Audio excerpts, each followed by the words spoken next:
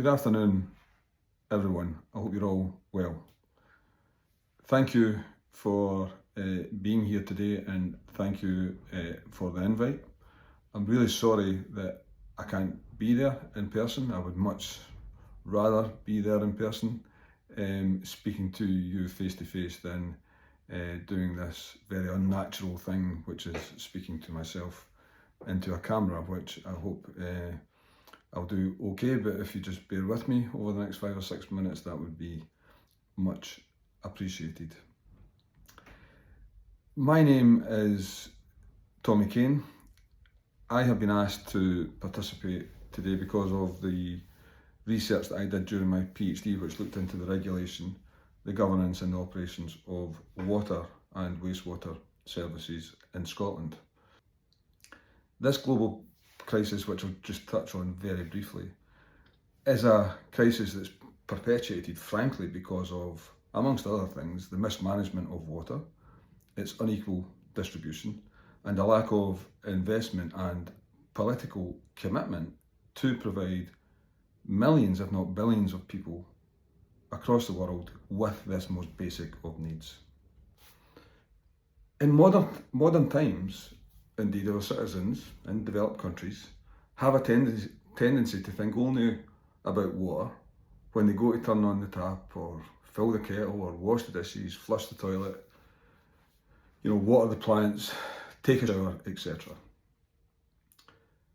But the operational processes that lie behind that and the governance of those processes that takes water from lakes or lochs to tap is too often taken for granted and not thought about or considered anywhere near enough. Neither, of course, is what we then do with wastewater and sewage. So how we provide and govern water services matters, because water is precious to life itself and to the vital functioning of life, society, and the wider economy. The goods we produce, food we eat, the energy we consume, we all rely on water for these things. Cleaning water and preventing pollution matters. Conserving and replenishing water matters. Therefore, the values and the ethos that shape the ownership and governance of water and wastewater services are critical, not least in relation to how the way water is managed and regulated affects people, communities, and the wider environment. Now, during my research, I found some interesting information about the debate round about how water should be governed and owned and regulated. For many years, to this day, the dominant discourse propagated by powerful networks of lobbyists, think tanks, supranational institutions such as the UN and the World Bank and the International Monetary Fund has been to govern water using market mechanisms. Often when, and I hear this quite often by people down south, when denouncing privatised systems in England, critics often cite the contrast with the publicly owned water and wastewater services in Scotland. Professor David Hall, a friend of mine, just recently published research showing very important differences between the public Scottish system and the privatised English system, and how bills are lower in Scotland and in terms of investment per capita, that's higher. There also appears to be a level of democratic accountability in Scotland. However, it is also important not to place Scottish water on a pedestal. Whilst there are clear advantages to retaining Scottish water in the public sector, the Scottish water version of, and the governance and regulation of a public service should not be seen as a panacea. In my view, it is not. There are lessons to be drawn from the type of public corporation Scottish Water is, which merits a consideration of the nature of, as I would describe it, publicness, and what type of public model is most effective in engaging with and delivering for the public whose interests it is serving.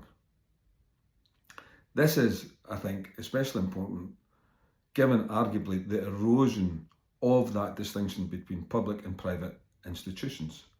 The way Scottish Water is regulated, governed and delivers operations could be seen as an example of this erosion.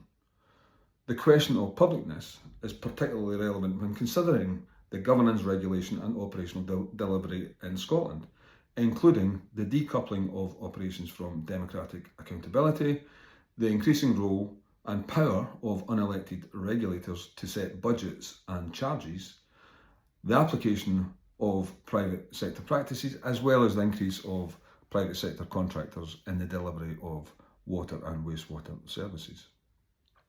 So, you will be unsurprised to hear me conclude that ownership matters, and that, as a fundamental public good and service critical to life itself, water and its associated services must always be retained in public control. But how that public service is governed and how it operates is really important and worthy of much consideration. The public must be part of that public service, and it must be properly democratically accountable. If designing a proper public service like the Scottish Water, if designing a proper public service, the Scottish Water model would not be the template I would recommend you to mimic. Expertise and technocratic knowledge is obviously important, but a people-led public utility, or at least one that's democratised, representative, accountable and answerable to the public it provides services to, is needed.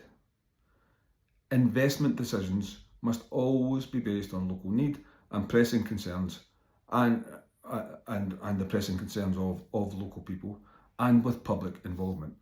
They should not be solely in the gift of technocrats and faceless economic regulators. The users of water are citizens, not consumers, and water itself is a public good and service, not a commodity. In Scotland, as well as in England, a mindset shift is needed on these most important of principles. I hope that your commission will help in that effort. Finally, let me suggest that when we give it conscious thought, many of us consider our relationship with water as sacred, part of the commons, the shared inheritance of humankind, as the lifeblood of all human and non-human life. Yet our relationship to water is too often taken for granted, as are the processes and structures associated with the governance and the management of water. This commission is challenging that, and I fully support your efforts in doing so. Thanks again for allowing me to contribute to and participate in this important commission. Well done for setting up. Solidarity.